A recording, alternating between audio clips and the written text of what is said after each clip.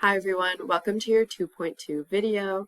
At this point you should have picked your social issue topic that you are going to research, and so now it's actually time to start finding sources and taking notes on our topics. You are going to find 3 or more sources to read about your social issue. Once you find your sources, you are going to be taking notes, and you're going to take at least 20 notes on your social issue topic.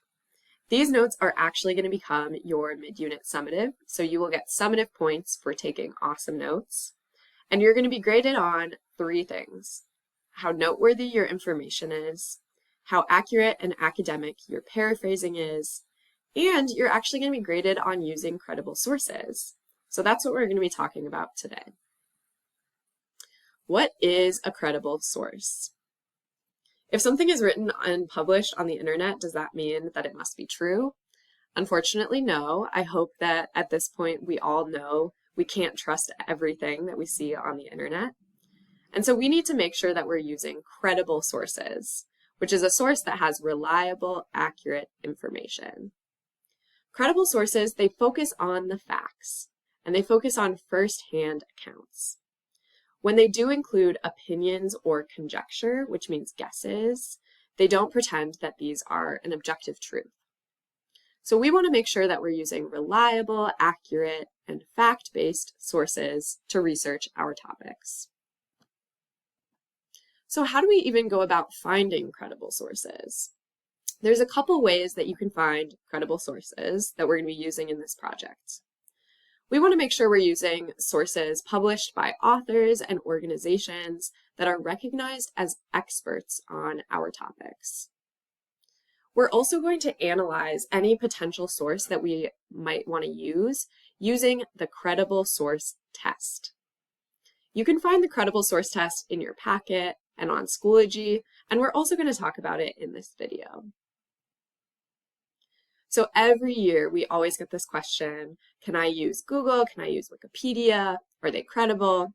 And it's really important for us to understand the answer. Google and Wikipedia are search engines and editable sites. And so we can use them to find sources, but on their own, they're not credible because they can include information added by anyone. So they are a starting point, but not a source. I do expect that you'll use Google to go and search your topic, right? You're going to search your social issue on Google, and you're going to come up with a ton of websites and articles about that topic. So once you do that, once you Google your topic and find a bunch of websites, how are you going to know which ones you can use? That's where the credible source test comes in. There are 5 factors we are going to be looking at, and you are going to be ranking your sources on. So now we're going to go through each of these 5 factors individually and talk about examples of how to analyze our sources. The first factor that we want to think about is, what is the type of source? So once you open up a website about your social issue, you're going to think, is this a news article? Is this a video? Is this a personal blog? You're also going to think about the purpose of this source. Is this source meant to inform and educate you? Or is the source trying to just entertain you or persuade you to do something?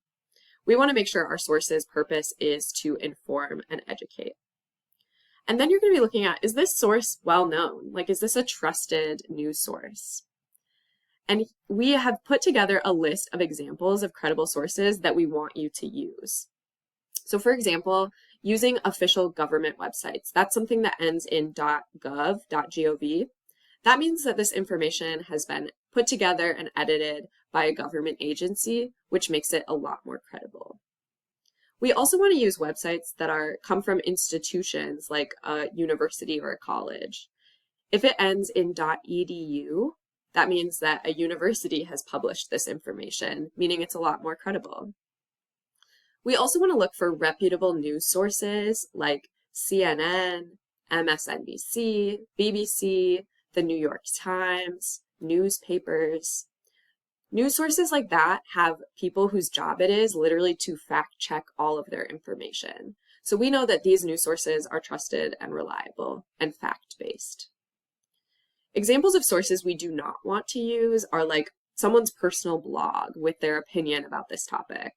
We don't want to use personal blogs, personal websites, things that are published just to persuade us or entertain us. The second factor that we're going to be looking at is the author. We want to make sure that our sources have the author listed, and we want to make sure that this person is an expert and can be trusted if they're an authority on the topic. So are they a licensed professional in the field? Do they work for a major news outlet like CNN or the New York Times? Is it published by a government, a university, or a business with knowledge on that topic? These would all be good, credible authors. So for example, I went over to CNN and I was searching for articles about climate change. So let's pretend that my topic was climate change. I found this article about a climate deal that just happened over the weekend, and it lists the author as Laura Pattison. And you can see that her name is actually a link that you can click on. So I want to find out a little bit more about her. I can click on her name, and they tell me Laura Pattison is CNN's senior climate writer based in London. Okay, that's a good sign, right? She's their senior writer about climate change. You can also go and read her whole bio. So they give us information about where she's worked prior to CNN, where she got her education, and the things that she studies in her field. So giving all this information about an author, it's super important for us to know that the author is an expert and an authority on the subject that they're writing about. The third factor that we want to look at is the date that this information was published. Because all of our social issues are topics that are debated now, right, in our modern day and age, we want to make sure we're using up-to-date information and not sources that are outdated. So try and find sources that were published in the last 10 years, maybe even information that was published this year or last year. And you'll see that this article I was looking at on CNN, it was published in 2024. This is recent, up-to-date information.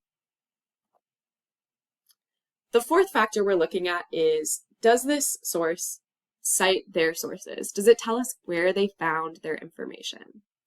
We want to make sure the source makes it clear where the information comes from. Does it include quotes and data from reliable sources? Does it include a works cited, or like a bibliography where it lists where they got their information? Does it provide links to the original sources? These are all things that can help us fact check and say, like, where did they get their information and is it trustworthy? For example, in this CNN climate change article, it uses a lot of quotes from experts about climate change. You'll see it gave a quote here from Simon Steele, and then it told us that he's the head of the United Nations Framework Convention on Climate Change. That seems like someone who's very trustworthy and knowledgeable about this topic. The fifth and final factor you're going to be looking for is objectivity, which means, does the source focus on facts and data and not just personal opinions? We want to make sure that even if the source includes some opinions, they're really focusing on facts and data.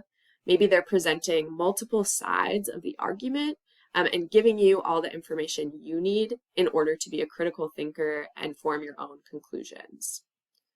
So make sure that your article is focusing on facts and data and not just personal opinion. Finally, there's some common distractors that we want to keep an eye out for. There are some factors that make a source seem trustworthy, but that won't actually tell you if the information is credible. So don't get distracted by things like readability or entertainment. So maybe it has a headline that really grabs your attention, or it uses like a meme or like cute graphic design. That does not mean this information is trustworthy or accurate. Even if it has a high view count or lots of information that supports your point of view, we still need to go through the steps to make sure that this is credible information. I know that was a lot of information, but now you should know a little bit more about how to find a credible source, and you're ready to start your research. So I want you to go on Google, search up your social issue, and start using the credible source test in order to see if these sources are accurate. On Schoology, you're going to open up this document, Notes for the Social Issue Podcast, and as you find each of your sources, you are going to copy and paste the link or the URL right into this document. And then you're going to tell me a little bit more about what makes this source credible. If you have any questions or need help with this, please let me know. I'm here to help.